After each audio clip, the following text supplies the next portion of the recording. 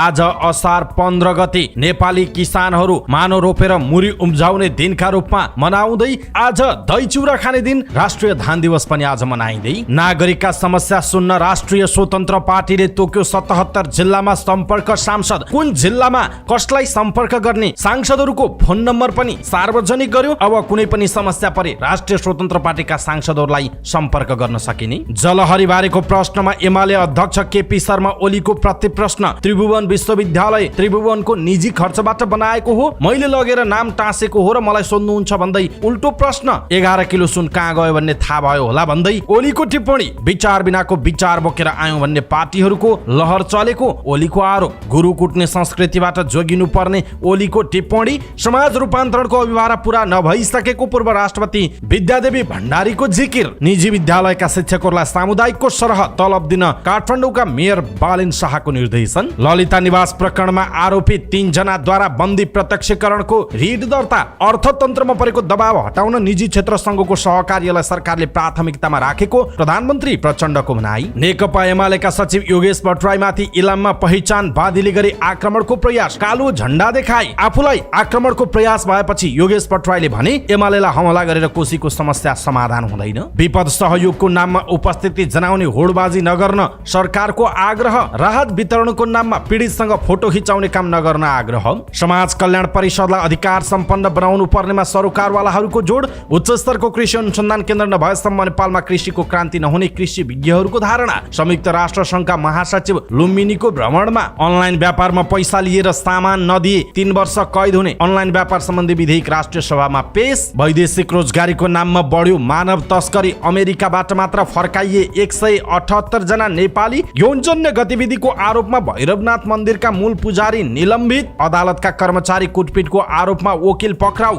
गोर्खामा एउटा घरबाट 54 किलोको क्वाज क्रिस्टल ढुङ्गा बरामद। चितवन राष्ट्रिय निकुञ्जमा जंगल सफारीमा रोक लगाइयो। साउदी अरबको जेद्दामा गोली चल्दा 1 नेपाली सुरक्षा गार्डको ज्यान गयो। कमेडी क्लब विथ च्याम्पियन्समा प्रसादित सामग्री प्रति गन्धर्व सांस्कृतिक कला संगठनको आपत्ति। चलचित्र परस्त्री क्राइम जेनरामा नेपालमा बनेको सशक्त फिल्म रहेको निर्देशक दीपेन्द्र कुमार खनालको प्रश्नोक्ति। चार्टर एकाउन्टेन्टमा भविष्य राम्रो रहेको नेपाल राष्ट्र बैंकका गभर्नर महाप्रसाद अधिकारीको भनाई। अबदेखि prime tiles with style Nepali बजारमा पाइने। रुसका राष्ट्रपति पुटिन कमजोर हुनु थप खतरा भएको ईयूका कूटनीतिज्ञहरूको विश्लेषण। भारतमा राहुल गान्धीलाई मणिपुरको हिंसाग्रस्त क्षेत्रमा जान रोक। फिफा वरियतामा नेपाल 1 स्थान तल झर्यो। 19औं एसियाली खेलकुदको तयारीमा जुट्दै नेपाली खेलाडी। कुशल भुर्तेलले वेस्ट इन्डिज विरुद्ध लिएको क्याच आईसीसी द्वारा प्ले अफ द विक घोषित। र समाचार पार्टी हेल्थ टिप्स अन्तर्गत आज हामी डाक्टर विनय भट्टराईले दिएको मधुमेह भएकाले कुन कुन फलफुल खाना हुन्छ भन्ने विषयवस्तुको हेल्थ टिप्स प्रस्तुत गर्छौं। हामीलाई अन्तिमसम्म हेर्नुहोला। दर्शक महानुभाव नमस्कार। समाचारपाटी.com को न्यूज बुलेटिनमा यहाँलाई हार्दिक स्वागत छ। म प्रहलाद चन्द्र घिमिरे। आज मिति विक्रम सम्वत 2080 साल असारको 15 गते शुक्रबार इस्वी सन् 2023 जुन 23 तारिक। आज असार शुक्ल द्वादशी। आज दही चिउरा खाने दिन, राष्ट्रिय धान दिवस। गाउँ घरमा हामीले असारे 15 भनेर भन्छौं। विभिन्न ठाउँमा हिली महोत्सव पनि आज मनाइँदैछ। यहाँहरू सम्पूर्णलाई दही चिउरा खाने दिनको धेरै शुभकामना। असारे 15 को शुभकामना। राष्ट्रिय धान दिवसको शुभकामना। आज मानो रोपेर मुरी उम्राउने दिनको पनि हामीले चाहिँ सम्झना गर्छौं। मलाई लाग्छ हरेक नेपालीहरूले आफ्नो कुनै न कुनै समयमा, बाल अवस्थामा, किशोर अवस्थामा र कुनै न कुनै समयमा हिलोसँग नजिक भएका छन्। किनकि कृषि प्रधान देश हो। आज जुन ठाउँमा भए पनि, आज जुन देशमा भए पनि, देश तथा विदेशमा जहाँ भए पनि अर्कै कुनै पेशा र व्यवसायमा आबद्ध भएर लामो समयदेखि तपाईले खेतबारीमा आफ्ना औँलाहरू खियाउन नपाए पनि कुनै एउटा समय तपाईले खेतबारीमा औँला खियाउनु भयो होला। तिनै हातले छेउकुना खन्नु भयो होला, हलो जोत्नु भयो होला, धान रोप्नु भयो होला। आज असार 15 को दिन तपाईलाई कस्तो कुराको याद आएको छ? पहिलाका ती रोपाई र अहिले रोपाईकै लागि गरिने महोत्सवहरूमा कस्तो भिन्नता पाउनुहुन्छ? कृपया तपाईँ जहाँ हुनुहुन्छ, जस्तो अवस्थामा हुनुहुन्छ, असार 15 लाई सम्झेर एउटा कमेन्ट तलको कमेन्ट बक्समा कमेन्ट गरिदिनु होला। यहाँहरू सम्पूर्णलाई फेरि एकपटक असार 15 को धेरै धेरै शुभकामना छ। तर एउटा कमेन्ट चाहिँ तपाईलाई कस्तो लाग्छ? पहिलाको त्यो असार 15 र अहिलेको असार 15, अहिलेको रोपाई महोत्सवहरू कस्तो लाग्छ? त्यो कुरा तलको कमेन्ट बक्समा कमेन्ट गरिदिनु होला। सदाको चाहिँ आज पनि हामी उपस्थित भएका छौँ। आजका मुख्य समाचार ब्रेकिङ न्यूज अपडेट लगायत तपाईँलाई काम लाग्ने हेर्नै पर्ने महत्त्वपूर्ण समाचारहरू लिएर हाम्रो मेहनतका लागि यो भिडियोमा एउटा लाइक अवश्य गर्नुहोला। दर्शक महानुभाव, पल पलको न्युज अपडेटका लागि हाम्रो च्यानललाई तपाईँले अहिलेसम्म सब्स्क्राइब गर्नुभएको छैन भने कृपया सब्स्क्राइब गर्नुहोस् अनि नजिकै आउने बेल आइकनलाई क्लिक गर्नुहोला। दैनिक रूपमा हेर्नुहुन्छ भने रेगुलर भनेर लेख्नुहोला, आज पहिलोचोटि हो भने फर्स्ट टाइम भनेर लेख्नुहोला। देशभित्र हुनुहुन्छ भने आफू रहेको गाउँ ठाउँ सहर जिल्लाको नाम लेख्नुहोला। विदेशमा हुनुहुन्छ भने कुन देशबाट हेरिरहनु भएको छ त्यो कुरा तलको कमेन्ट बक्समा कमेन्ट गर्नुहोला। आउनुहोस् दर्शक महानुभाव, आजका मुख्य समाचार सुरु गरौँ असार 15 अर्थात् धान दिवस मनाइँदै गरेको प्रसङ्गबाट। आज असार 15 गते राष्ट्रिय धान दिवस मनाइँदैछ। 2061 सालदेखि हरेक वर्ष असार 15लाई नेपाल सरकारले राष्ट्रिय धान दिवसको रूपमा मनाउने गरेको छ। असार 15लाई नेपाली समाजमा दही चिउरा खाने पर्वका रूपमा पनि लिइन्छ। कामको चटारोले थकित भएका किसान शक्ति प्राप्तिका लागि दही चिउरा खाने गर्छन्। खेतीपाती बाहेक अन्य पेसा र व्यवसायमा लागेकाहरूले पनि दही चिउरा खाई असार 15 मनाउँछन्। दही चिउराले शरीर शीतल भई शक्ति सञ्चय हुने विश्वास गरिन्छ। विक्रमसम्म 2061 मक्सिर 29 गते मन्त्री परिषदको निर्णय गरी 2062 साल असार 15 गतेदेखि राष्ट्रिय धान दिवस मनाउन थालिएको हो। कृषि प्रधान देश भएकाले नेपालका अधिकांश मानिसको पेशा खेतीपाती नै हो। किसान वर्षभरिका लागि छाक झुटाउन यो महिना खेतीमा व्यस्त हुन्छन्। आजका दिन असारे भाकामा लोक लयका गीत गाउँदै धान रोप्ने र हिलो छापाछाप गरेर रमाइलो गर्ने चलन पनि छ। असारमा एकपटक हिलोमा पस्नै पर्छ भन्ने मान्यता पनि नेपाली समाजमा रहेको छ। दर्शक महानुभाव, यसप्रति तपाईँको धारणा के छ? असार 15लाई कसरी सम्झिनुहुन्छ? कृपया आफ्नो कुरा तलको कमेन्ट बक्समा कमेन्ट गर्नुहोला।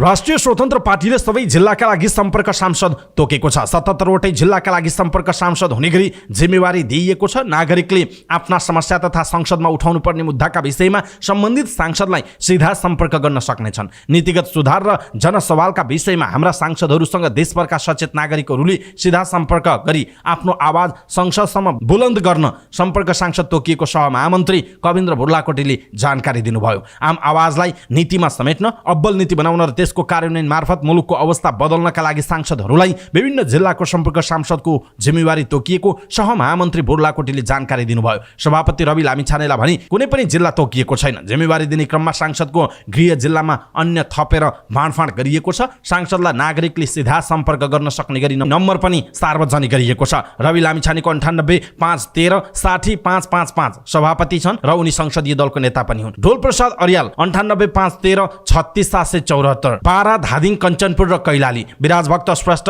98 6 74 37 608, गुल्मी दार्चुला अछाम पाल्पा। सन्तोष परियार 98 5 11 45 022, भक्तपुर अर्घखाँचे दैलेख बाजुरा। निशा डाँगी 98 60 15 12 47, झापा मोरङ इलाम र सल्यान। मनिष झा 98 5 10 73 775, धनुषा रौतहट रूपन्देही र बझाङ। गणेश पराजुली 98 5 10 39 564, ओखलढुङ्गा खोटाङ सिराहा र डडेलधुरा। शोभिता गौतम 98 60 66 0 82 7, दोलखा रामेछाप सिन्धुपाल्चोक र जाजरकोट। सुमना श्रेष्ठ 98 0 10 83 552, रसुवा काठमाडौँ रुकुम पूर्व रुकुम पश्चिम। डाक्टर तोसीमा कार्की 98 43 26 79 60, ताप्लेजुङ 5 थर डोटी र ललितपुर। शिशिर खनाल 98 5 12 34 562, रोल्पा दाङ सर्लाही र सप्तरी। हरि ढकाल 98 5 11 64 168, सोलुखुम्बु चितवन नवलपुर र उदयपुर। डाक्टर स्वर्णिम वाग्ले 98 5 50 66 107, गोर्खा पर्सा बैतडी र तनहुँ। डाक्टर चन्दा कार्की 98 5 10 26 793, भोजपुर सिन्धुली मनाङ महोत्तरी। असीम शाह 98 5 10 90 49 3, काभ्रेपलाञ्चोक नुवाकोट मुस्ताङ र कपिलवस्तु। लक्ष्मी तिवारी 98 5 80 23 280, प्युठान परासी बर्दिया र बाँके।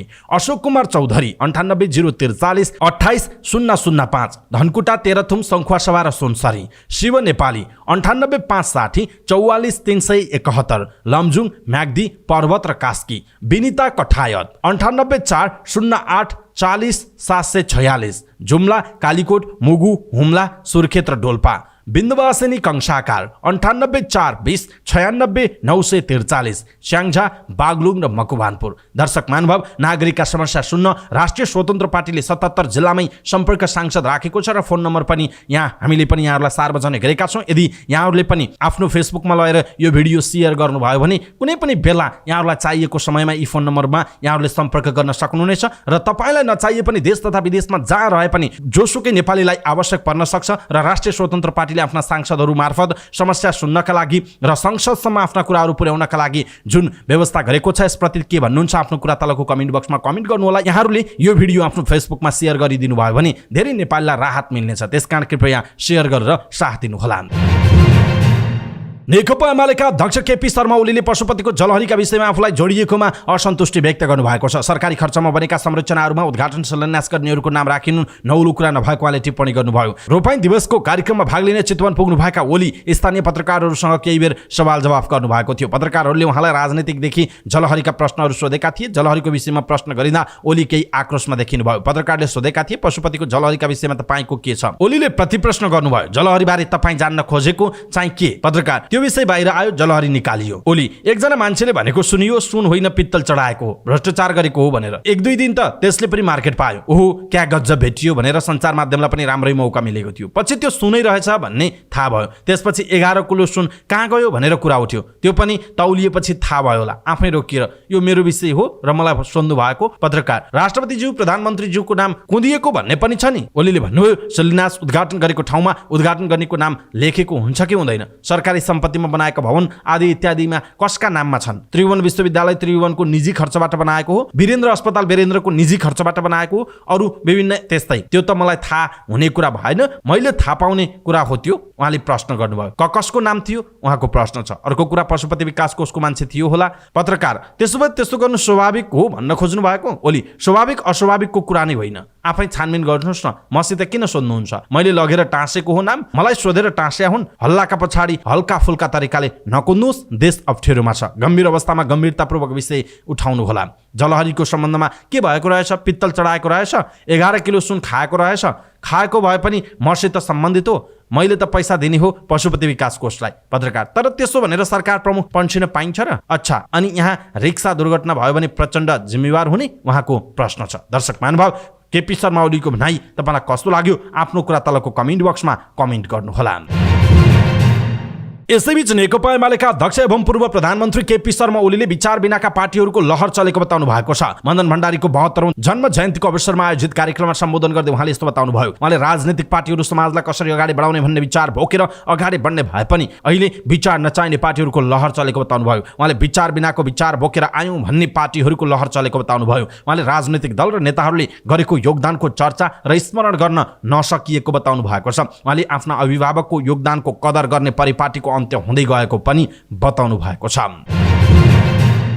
यसैबीच एमाले अध्यक्ष ओलीले गुरु कुट्ने संस्कृतिबाट जोगिनु पर्ने बताउनु भयो। काठमाडौँमा आयोजित मदन भण्डारी मेमोरियल कलेजको वार्षिक उत्सवमा बोल्दै उहाँले यस्तो बताउनु भएको हो। उहाँले आजभोलि गुरु कुट्ने संस्कृति हावी हुँदै गएको बताउनु भयो। उहाँले गुरुलाई देवता समान मान्ने देशमा गुरु कुट्ने संस्कृतिको विकास हुनु दुःखद कुरा भएको उल्लेख गर्नुभयो। उहाँले सभ्यताको दियो बाल्ने देशमा गुरु कुट्नेहरूको संरक्षण र प्रोत्साहन गर्ने सरकारको काम खेदजनक रहेको उल्लेख गर्नुभयो। उहाँले कथित विद्यार्थीले आफ्नोतिरको होइन कुट्न पाउनुपर्छ भन्ने संस्कृतिको विकास गर्न सरकार उद्धत रहेको पनि बताउनु भएको छ।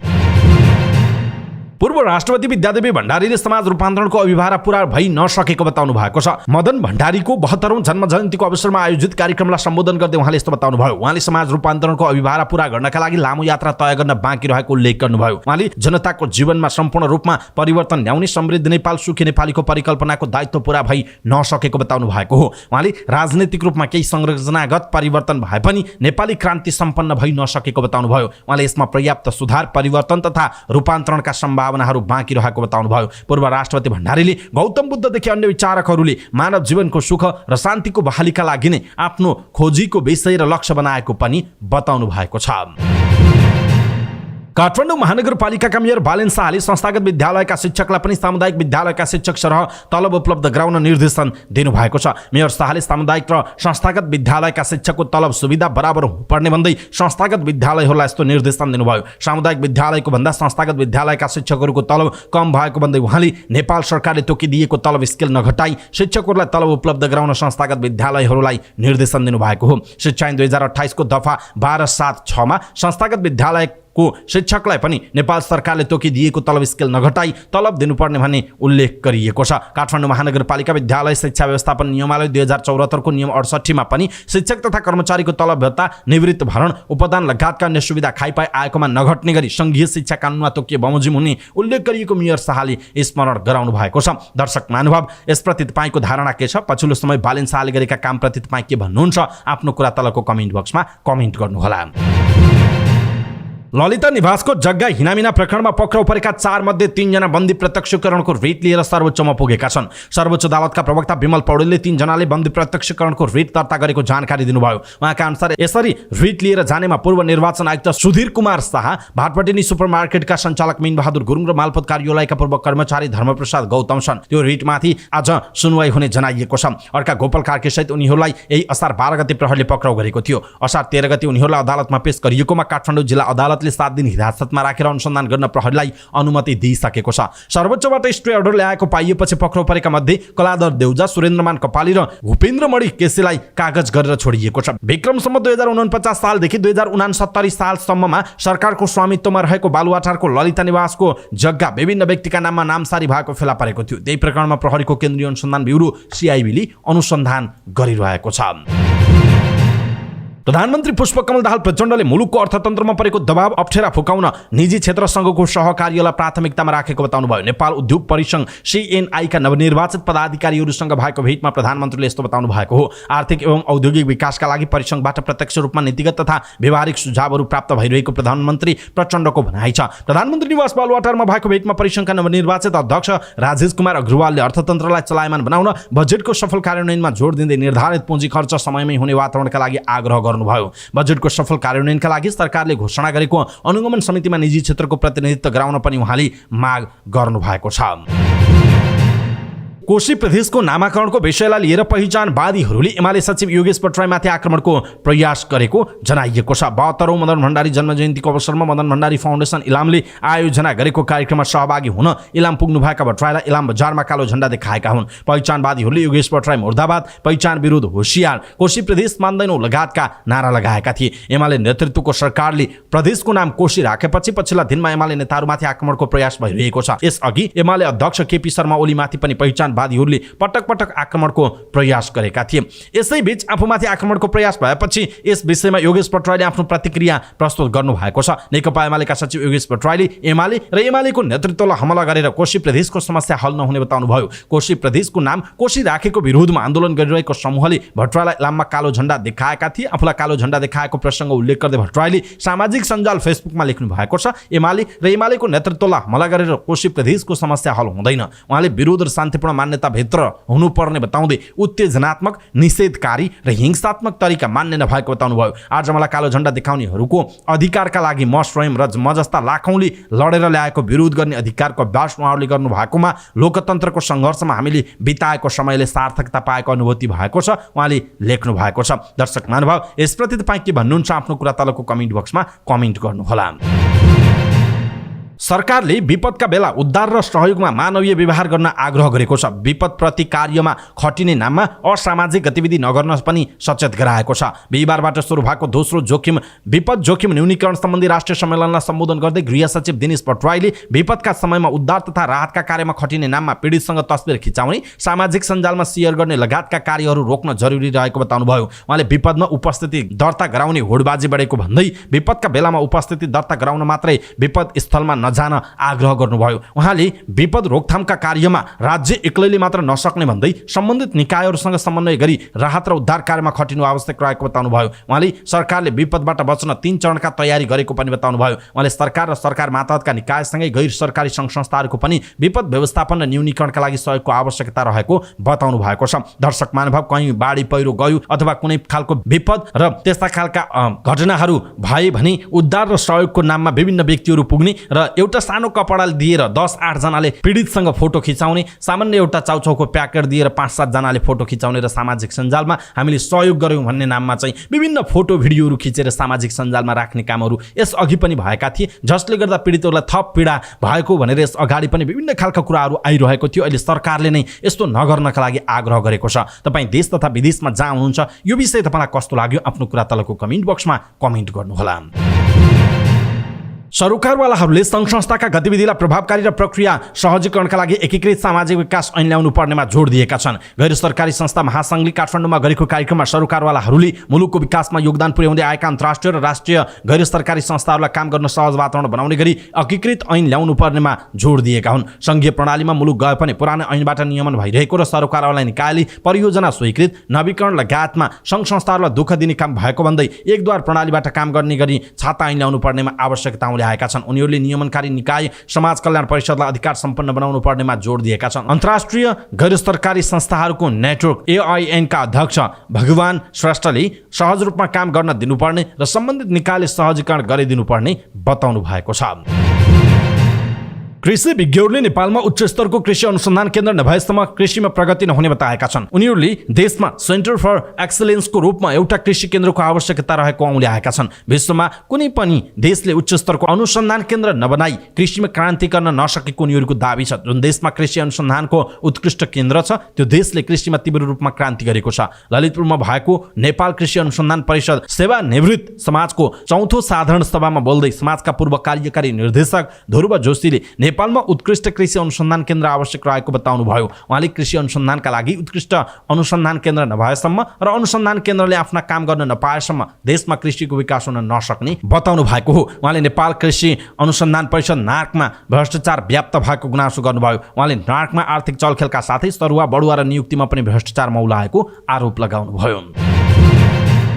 संयुक्त राष्ट्रसङ्घका उपमहासचिव जीन पियरे ल्याक्रोइक्स बिहिबार बुद्ध जन्मस्थल लुम्बिनी पुग्नु भएको छ। भ्रमणमा आउनुभएका उपमहासचिव पियरेलाई लुम्बिनी विकास कोषले स्वागत गरेको छ। कोषका उपाध्यक्ष भिक्षु मैत्रेय अवधेश कुमार त्रिपाठी सहित कोषाध्यक्ष सिद्धिचरण भट्टराई, सदस्य सचिव सानु राजा साक्य, योजना प्रमुख सरोज भट्टराई, प्रमुख प्रशासकीय अधिकृत ज्ञानिन राई, सूचना तथा जनसम्पर्क प्रमुख डाक्टर हरिधोज राई, सूचना अधिकारी राजन राई, बोर्ड सदस्य विश्वराज पौडेलले उपमहासचिवलाई खादा उडाएर लुम्बिनीमा स्वागत गर्नु भएको हो। उक्त अवसरमा कोषका उपाध्यक्ष मैत्रेयले लुम्बिनीको अवस्थाका बारेमा पनि जानकारी गराउनु भएको थियो। राष्ट्रसङ्घको शान्ति सेनाका विभाग हेर्ने उपमहासचिवले बुद्ध जन्मस्थल लुम्बिनीको भ्रमण गर्न पाउँदा निकै खुसी लागेको बताउनु भयो। उहाँले लुम्बिनीको विकासमा संयुक्त राष्ट्रसङ्घले सहकार्य गर्दै आएको बताउँदै आगामी दिनमा पनि त्यसलाई निरन्तरता दिने बताउनु भयो। उपमहासचिव ल्याक्रोइक्स मायादेवी मन्दिर, शान्तिद्वीप, थाइल्यान्ड, कम्बोडिया, फ्रान्स र भियतनामका गुम्बाहरूको भ्रमण गर्नुभयो। 4 दिवसीय भ्रमणको सिलसिलामा नेपाल आउनुभएका उपमहासचिव ल्याक्रोइक्सले बुद्ध जन्मस्थल लुम्बिनी पनि भ्रमण गर्नु भएको छ। भ्रमणमा नेपाली सेनाको युद्ध कार्य विभागका विभागीय प्रमुख उपरथी ताराध्वज पाण्डे, रक्षा मन्त्रालयका सहसचिव बाबुराम अधिकारी सहित नेपाली सेनाका रथीहरूको उपस्थिति रहेको जनाइएको छ। सरकारले अनलाइन व्यापार विद्युतीय माध्यमबाट हुने व्यापारलाई नियमन गर्न कानुन निर्माण प्रक्रिया अगाडि बढाएको छ। उद्योग वाणिज्य तथा आपूर्ति मन्त्री रमेश रिजालले विद्युतीय व्यापारका सम्बन्धमा व्यवस्था गर्न बनेको विधेयक 2080 12 असारमा राष्ट्रिय सभामा दर्ता गर्नुभएको छ। अनलाइन व्यापारलाई कानुनी मान्यता दिने र त्यसलाई करको दायरामा ल्याउने उद्देश्यले विधेयक ल्याइएको मन्त्री रिजालले उल्लेख गर्नुभयो। सूचना प्रविधिको माध्यमबाट हुने वस्तु वा सेवाको व्यापारिक कारोबारलाई नियमन गरी व्यवस्थित र विश्वसनीय बनाउने सम्बन्धमा कानुनी व्यवस्था गर्न आवश्यक भएकाले विधेयक पेश गरेको छु उहाँले भन्नुभएको छ। प्रस्तावित विधेयकमा सूचना प्रविधिको माध्यमबाट हुने वस्तु वा सेवाको व्यापारिक कारोबारलाई विद्युतीय व्यापार भनिएको छ। उद्योग वाणिज्य तथा आपूर्ति मन्त्रालयका अधिकारीहरूका अनुसार यसमा विज्ञापन, चलचित्र, टेलिभिजन, सङ्गीत, ओभर द टप OTT, तथ्याङ्क सङ्ग्रह, क्लाउड सेवा, gaming, mobile app, online market, सफ्टवेयरको आपूर्ति, तथ्याङ्क, तस्विरको डाउनलोड सेवा, शिक्षा, परामर्श, सिप विकास तथा तालिम सेवा, ई-बुक, ई-पुस्तकालय, ई-पत्रिका आदि विद्युतीय व्यापार अन्तर्गत पर्छन्। अनलाइन व्यापार गर्न कुनै पनि व्यक्ति, फर्म, कम्पनी वा संस्था सरकारी निकायबाट अनुमति लिनुपर्ने व्यवस्था विधेयकमा प्रस्ताव गरिएको छ र यस्ता प्रत्येक व्यवसायको विद्युतीय platform, website, apps, Facebook page, YouTube channel इत्यादि हुनुपर्नेछ। विद्युतीय प्लेटफर्ममा व्यवसायको नाम, ठेगाना, दर्ता भएको निकाय, दर्ता प्रमाणपत्र नम्बर, रजिस्टर्ड कार्यालय, प्रधान कार्यालय, कारोबार हुने शाखा तथा आउटलेट लगायतका विवरण समावेश गर्नुपर्ने जनाइएको छ। विद्युतीय प्लेटफर्म स्थापना गरेपछि वाणिज्य, आपूर्ति तथा उपभोक्ता हित संरक्षण विभाग समक्ष अनलाइन व्यापार गर्न सूचीकरणका लागि निवेदन दिनुपर्ने र सूचीकरण भएर सूचीकरणको नम्बर पाएपछि व्यवसाय गर्न पाउने विधेयकमा उल्लेख छ। यो कानुन नबन्दै सञ्चालन भइसकेका अनलाइन व्यवसाय 3 महिनाभित्र सूचीकरणका लागि निवेदन दिनुपर्ने प्रस्ताव गरिएको छ। 2 वर्ष अघि 2078 साल असार 5 गते क्यारिबियन सागरमा डुङ्गा पल्टँदा अमेरिका हिँडेका 7 नेपालीले ज्यान गुमाए। ज्यान गुमाउनेमा दाङका 2 जना, बाँकेका 1 जना, पर्वतका 2 जना, स्याङ्जाका 1 जना र नाम थर नखुलेका अर्का 1 जना नेपाली थिए। अमेरिकी सपना पछ्याउँदै एजेन्टको भरमा लाखौं रुपैयाँ खर्च गरेर कोलम्बियाबाट पानामा जाने क्रममा फेरि गएको वर्ष 2079 कार्तिक 25 गते क्यारिबियन सागरमा डुङ्गा दुर्घटनामा परि रुकुम पश्चिमका 2 जना र प्युठानका 1 जना गरी 3 जना नेपाली युवा सागरमा बेपत्ता भए। 2079 पुसमा अवैध तरिकाले अमेरिका जान लागेका रुकुम पश्चिमकी अर्का 1 युवाको पानामाको जंगलभित्र रहेको एक खोला किनारमा शव भेटियो। यी त उदाहरण मात्रै हुन्। पछिल्लो केही वर्ष यता अमेरिका जाने आशमा कयौं युवाहरू जंगलमै अलपत्र परेका छन् त कतिपय अमेरिका हिँडेकाहरूको अवस्था कस्तो छ भनेर सरकार त परको कुरा स्वयं परिवार समेत अनभिज्ञ छन्। पछिल्लो अमेरिका, युरोप लगायतका देशमा रोजगारीको नाममा मानव तस्करी बढेको पाइएको छ। तर नेपालमा मानव तस्करी सम्बन्धी छुट्टै कानुन नहुँदा यो विषयलाई सम्बोधन गर्न पनि समस्या भएको छ। मानव बेचबिखन तथा अनुसन्धान ब्युरोले अमेरिकाबाट मात्र मानव तस्करीमा परेका 178 जना नेपालीलाई स्वदेश फर्काएको छ। आर्थिक वर्ष 2075-76 मा 45 जना, 76-77 मा 83 जना, 77-78 मा 30 जना, 78-79 मा 13 जना र चालु आर्थिक वर्षमा अहिलेसम्म 7 जना गरी विभिन्न गैर कानुनी रूपमा अमेरिका पुगेका 178 जना स्वदेश फर्काइएको ब्युरोको तथ्याङ्क छ। यस्तै 2079 वैशाखदेखि अहिलेसम्म वैदेशिक रोजगारीको नाममा मानव बेचबिखन र मानव तस्करीमा पर्ने उच्च जोखिम भएका 4173 जनालाई ब्युरोले त्रिवेणी अन्तर्राष्ट्रिय विमानस्थलबाटै फर्काएको जनाइएको छ। महिला दर्शनार्थीमाथि यौनजन्य दुर्व्यवहार गरेको आरोप लागेका पाल्पाको भैरवनाथ मन्दिरका मूल पुजारी निलम्बित भएका छन्। पाल्पाको रेब्दीकोट गाउँपालिका 4 भैरव स्थानमा अवस्थित मन्दिरका मूल पुजारी 70 वर्षीय जितनाथ योगीले मन्दिरमा दर्शनका लागि आउने महिलामाथि यौनजन्य दुर्व्यवहार गरेको आरोपमा निलम्बनमा परेका हुन्। पुजारी योगीले महिला दर्शनार्थीलाई यौनजन्य दुर्व्यवहार गरेको विषय सार्वजनिक भएपछि मन्दिर व्यवस्थापन समितिको आकस्मिक बैठकले निलम्बन गरेको अध्यक्ष गोविन्द बहादुर पोखरेलले जानकारी दिनुभयो। समितिका अध्यक्ष पोखरेल र सचिव दिलीप रायमाझीले प्रेस विज्ञप्ति जारी गर्दै यौनजन्य दुर्व्यवहार बारे सत्य तथ्य छानबिन नहुँदासम्म मूल पुजारीको सबै जिम्मेवारीबाट निलम्बन गरिएको उल्लेख गर्नु भएको छ। मन्दिर दर्शन गर्न पुग्ने महिलालाई प्रसाद दिँदा संवेदनशील अङ्गमा हात पुर्याएर दुर्व्यवहार गरेको योगीमाथि आरोप लागेको छ। प्रहरीले ललितपुर जिल्ला अदालतका कर्मचारीलाई कुटपिट गरेको आरोपमा 1 जना वकिललाई पक्राउ गरेको छ। अदालतकी महिला कर्मचारीले आफूलाई कुटपिट तथा अभद्र व्यवहार गरेको भनेर जाहेरी दिएपछि वकिल अमिर लामिछानेलाई पक्राउ गरिएको ललितपुरका प्रहरी उपरीक्षक नवराज कार्कीले जानकारी दिनुभयो। अदालतको मिसिल नदिएको भन्दै उनले कुटपिट गरेको आरोप लगाएको प्रहरीले जनाएको छ। फोटोकपी लिएर जान अनुरोध गर्दा पनि नमानेको बताइएको छ। उनी विरुद्ध अभद्र व्यवहार कसुरमा मुद्दा अगाडि बढाउने प्रहरीले जनाएको छ।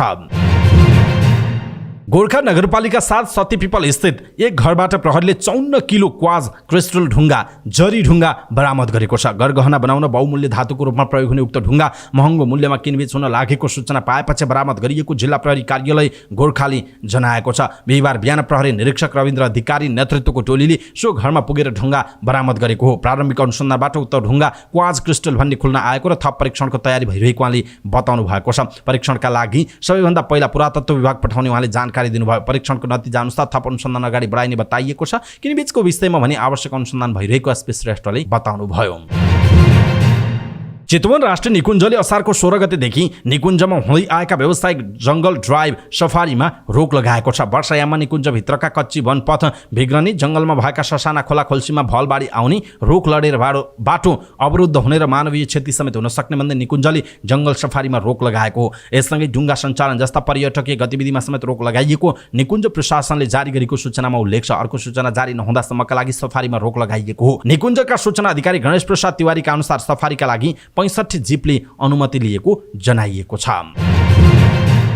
साउदी अरबको जेद्दामा रहेको अमेरिकी वाणिज्य दूतावास बाहिर गोली चल्दा एक नेपाली सुरक्षा गार्डको ज्यान गएको छ। कारमा आएका एक बन्दुकधारी जेद्दाको अमेरिकी वाणिज्य दूतावास अगाडि ओर्लिएका र उनलाई सुरक्षाकर्मीले रोक्ने प्रयास गर्दा गोली चलाएको समाचार संस्था अल जजिराले जनाएको छ। ज्यान गुमाएका नेपाली सुरक्षा गार्डको परिचय खुल्न बाँकी छ। नेपाली सुरक्षा गार्ड अमेरिकी वाणिज्य दूतावासको सुरक्षामा खटिएका थिए। जेद्दामा रहेको अमेरिकी वाणिज्य दूतावास बाहिर गोली चलेको अमेरिका र साउदी अरबका अधिकारीले पनि पुष्टि गरेका छन्। घटनाको अनुसन्धान भइरहेको खबरमा उल्लेख गरिएको छ।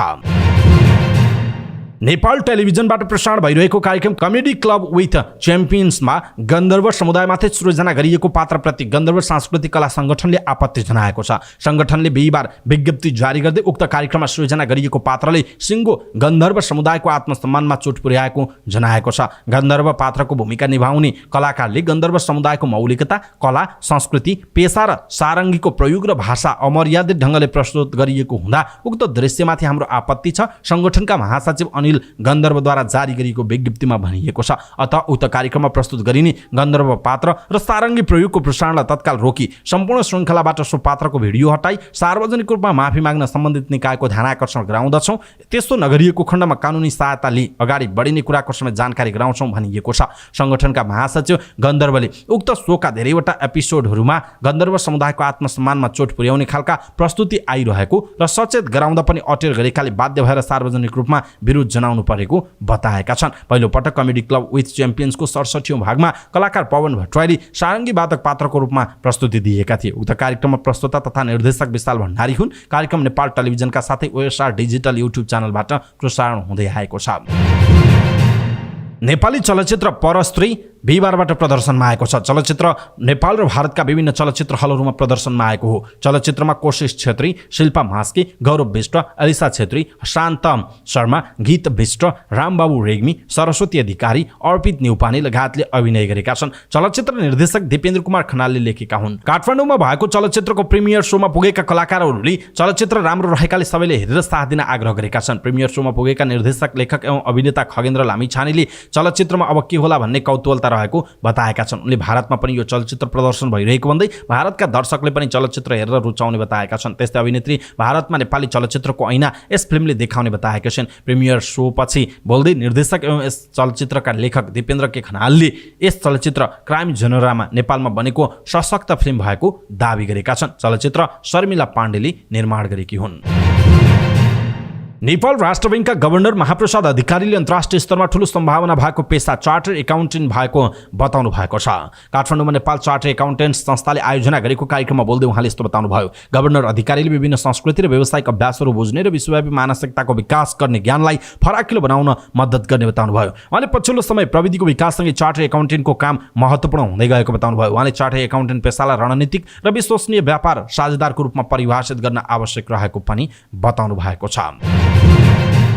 प्राइम सेरामिक्स प्रणालीले 2 अर्ब लगानीमा प्राइम टाइल्स विथ स्टाइल उत्पादन नेपाली बजारमा ल्याएको छ। काठमाडौँमा पत्रकार सम्मेलन गर्दै कम्पनीले आफ्नो उत्पादन प्राइम टाइल्स विथ स्टाइललाई बिक्री वितरणमा ल्याएको जानकारी गराएको हो। कम्पनीले प्राइम टाइल्स विथ स्टाइल औपचारिक रूपमा अब नेपाली बजारमा पाइने जनाएको छ। पत्रकार सम्मेलनमा कम्पनीका अध्यक्ष आशिष गर्गले अबदेखि देशभर प्राइम टाइल पाउने बताएका छन्। उनले 50% स्वदेशी माटो प्रयोग भई उत्पादन हुने टाइल नेपालका लागि उपयुक्त हुने बताएका छन्। उनले वार्षिक 15 अर्ब रुपैयाँ बराबरको टाइल नेपालमा आयात हुने गरेको बताएका छन्। उनले ढुवानी खर्च, उच्च भन्सार दर र अन्य अतिरिक्त खर्चका कारण टाइल आम नेपाली उपभोक्ताका लागि अत्याधिक महँगो र पहुँचभन्दा बाहिर रहेको भन्दै अब प्राइम सेरामिक्सले उत्पादन गर्ने प्राइम टाइल्स विथ स्टाइलले देशको कुल खपतको 1/4 माग पूरा गर्ने विश्वास लिएको बताएका छन्। उनले कम्पनीले वार्षिक उत्पादन गर्ने टाइलले आयात कम गर्ने पनि बताएका छन्। अध्यक्ष गर्गले आयातित टाइल भन्दा 15-20% सस्तो मूल्यमा टाइल उपलब्ध गराउने प्रतिबद्धता जनाएका छन्। उनले उद्योगले आयात प्रतिस्थापन गर्ने, विदेशी मुद्रा बाहिरिनबाट रोक्ने, रोजगारीको सृजना गर्ने बताएका छन्। उनले स्वदेशी माटो र अन्य कच्चा पदार्थको प्रयोग गरी आयातित टाइल जस्तै गुणस्तरीय रहेकाले उपभोक्तालाई सहज हुने पनि बताएका छन्।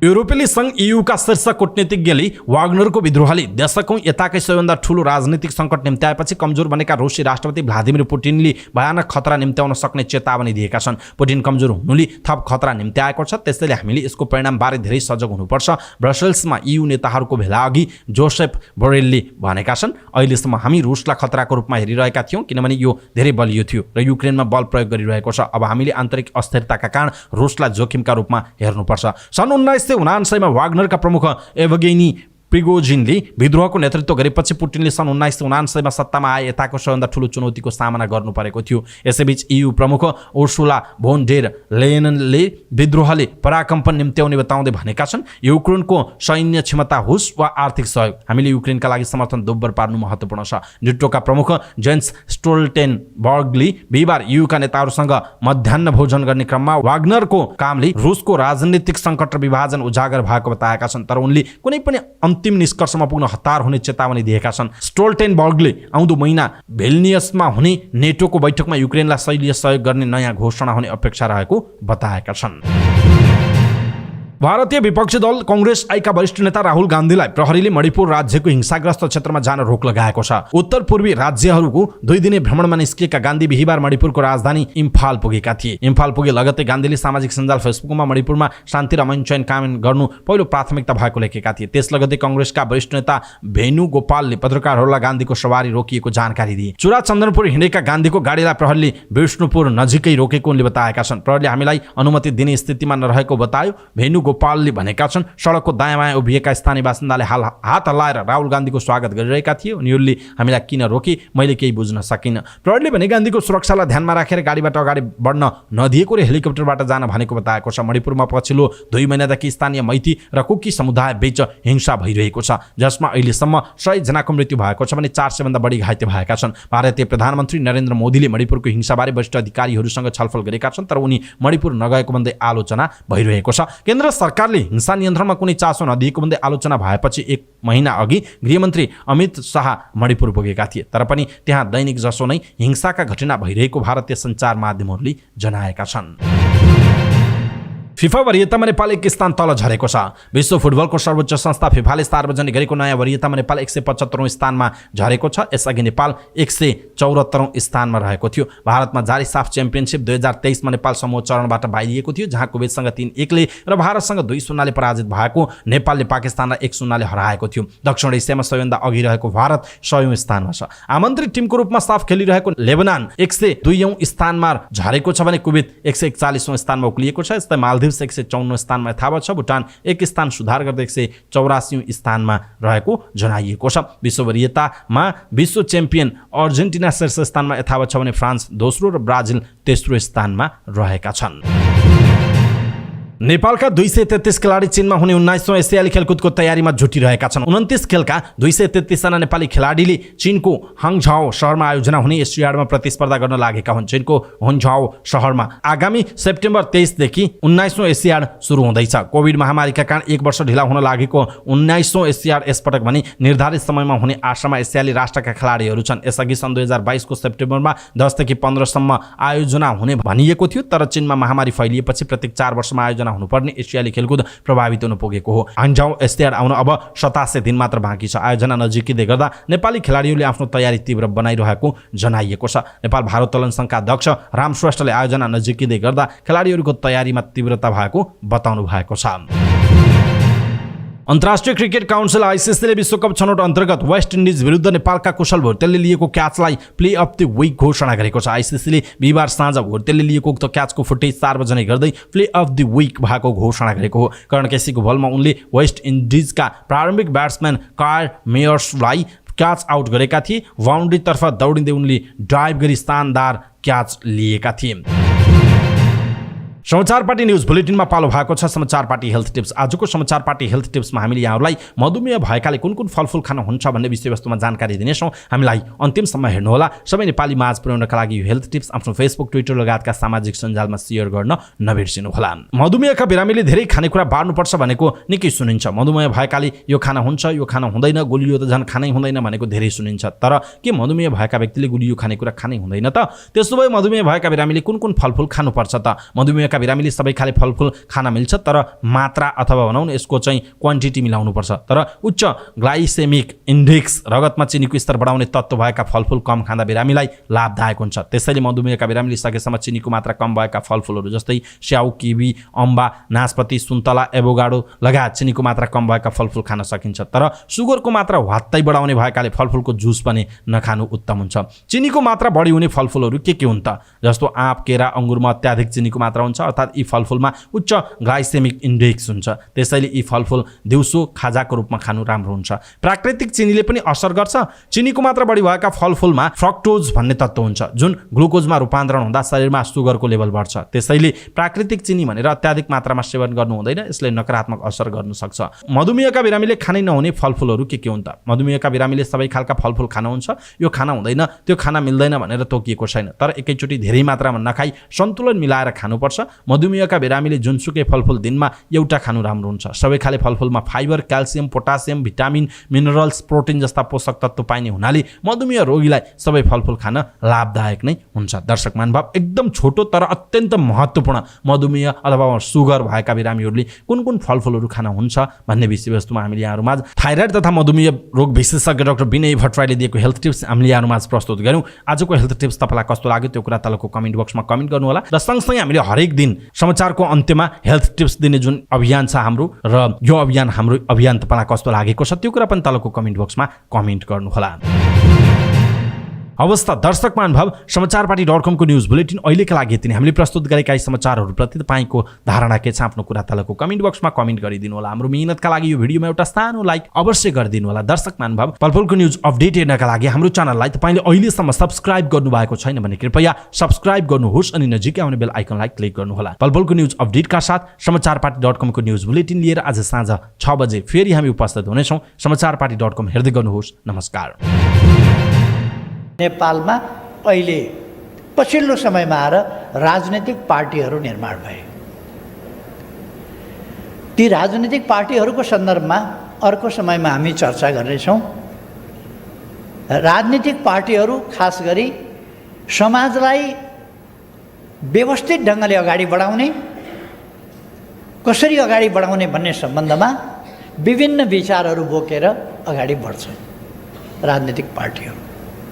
अहिले एउटा लहर चलेको छ, अलिकति विचार सिचार नचाहिने, बिना विचार लिएर हामी आयौँ भन्ने। योगदान सम्झिनु जरुरी छैन, योगदान बिर्सिए हुन्छ। योगदानको के मतलब छ?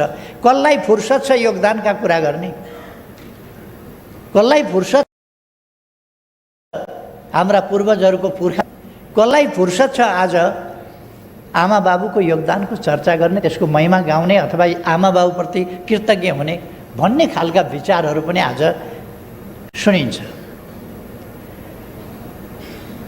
तर हामी समाज बिना इतिहास समाज यहाँ आइपुगेको छैन। धेरै उतार चढावहरूबाट समाज यहाँ आइपुगेको छ र आज पनि समाज अनेक प्रकारका रस्साकसीहरूका बीचबाट अगाडि बढिरहेको छ।